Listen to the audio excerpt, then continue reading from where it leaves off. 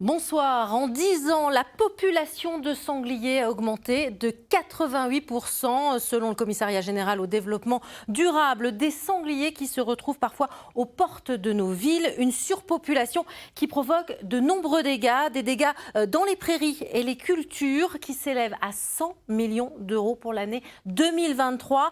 Les sangliers impliqués également dans 20 à 30 000 accidents de la route chaque année.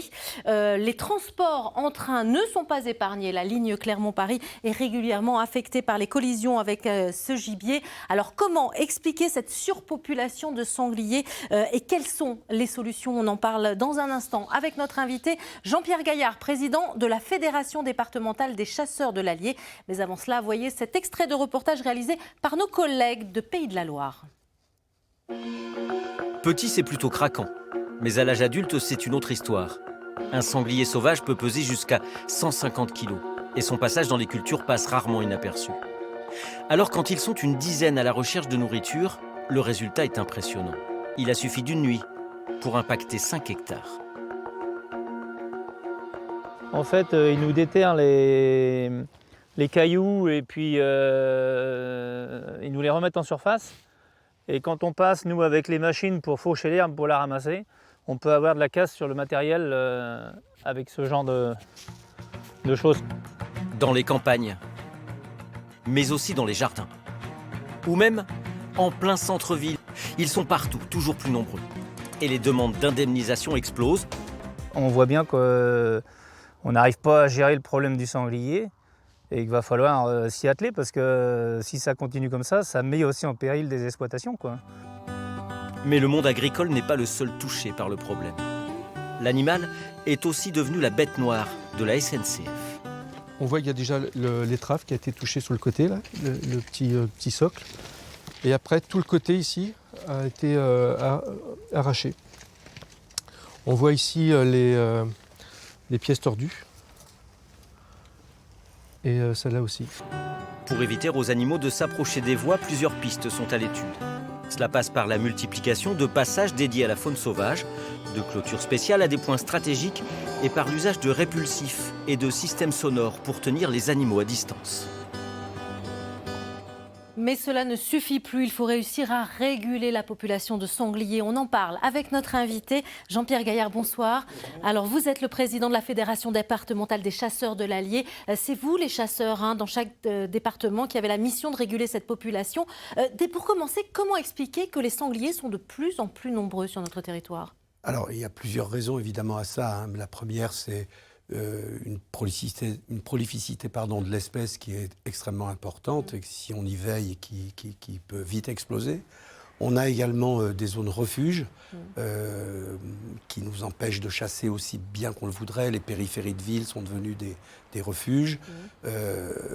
Le réchauffement climatique également, on pense que les laits se reproduisent encore mieux qu'avant. Plus tôt et en plus, les petits, c'est ça, en hiver, avec le réchauffement climatique finalement Il n'y a plus de mortalité chez les jeunes, chez les marcassins. Donc, si vous voulez, c'est des populations qui, avec toutes ces raisons-là, qui ont tendance à exploser. Les chasseurs restent le seul prédateur aujourd'hui. Parfois la maladie, mais il n'y en a plus. Voilà, tout à fait. Nous sommes effectivement le seul prédateur du sanglier.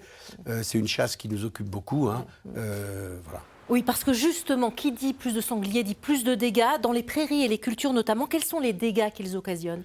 Alors, ils occasionnent beaucoup de dégâts dans les maïs, dans les parcelles aussi de céréales et dans les prairies, qui sont capables de retourner, comme le reportage le disait tout à l'heure.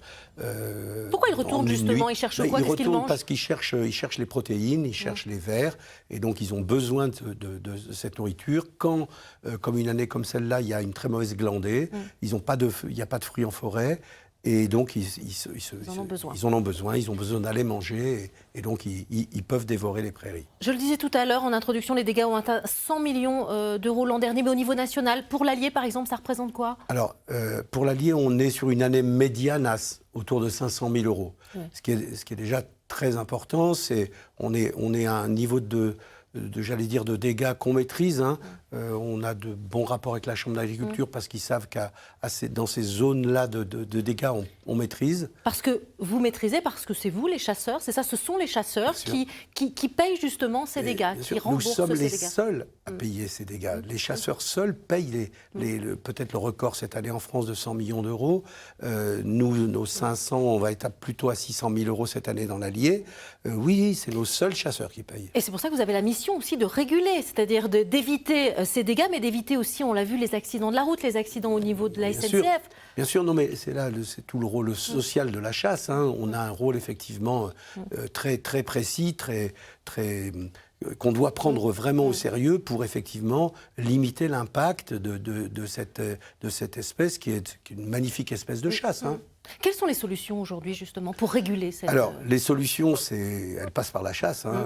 Elles passent par la chasse, elles passent par toutes les possibilités qui peuvent être offertes par la loi, par la nouvelle loi chasse qui est parue en 2019, qui ouvre les conditions d'ouverture, hein, les périodes d'ouverture de la chasse au sanglier. Il sera bientôt possible de chasser le sanglier en réalité toute l'année. Toute l'année. Ce qui nous pose aussi un souci à nous chasseurs, hein, parce qu'on ne peut pas demander aux gens d'être sur le pont 12 mois sur 12, mais bon, cette possibilité-là, elle va exister, bien sûr, et on la mettra en œuvre avec d'autres mesures. L'agrainage, justement, est une solution.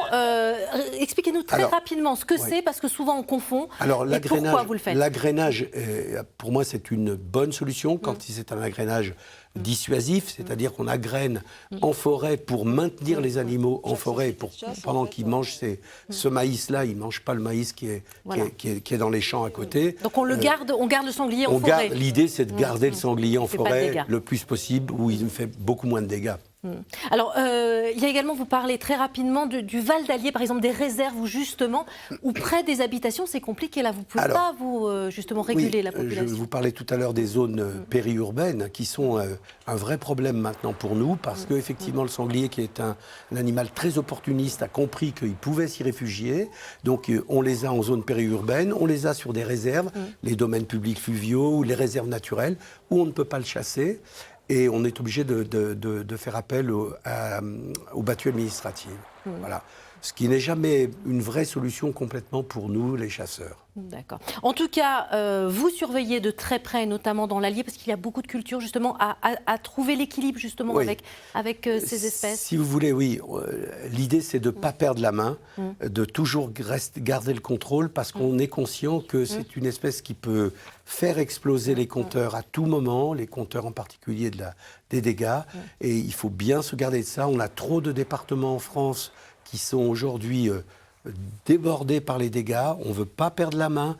Je vous le dis, à 500 000 euros, on pense qu'on est à peu près dans une zone de dégâts qu'on peut maîtriser. Et il ne faut pas qu'on aille au-delà. Merci Jean-Pierre Gaillard. En tout cas, on l'aura compris, l'objectif, ce n'est pas d'exterminer les sangliers, mais justement de bien réguler la population. Absolument. Merci beaucoup. Merci à vous. Je rappelle que vous pouvez suivre les échanges sur nos réseaux sociaux et nous écrire par mail. N'oubliez pas, vous pouvez retrouver l'info en plus tous les matins du lundi au jeudi à 6h40 sur France Bleu, Pays d'Auvergne. En attendant, restez avec nous. L'information continue dans Ici 19h avec ce qu'il faut retenir de l'actualité.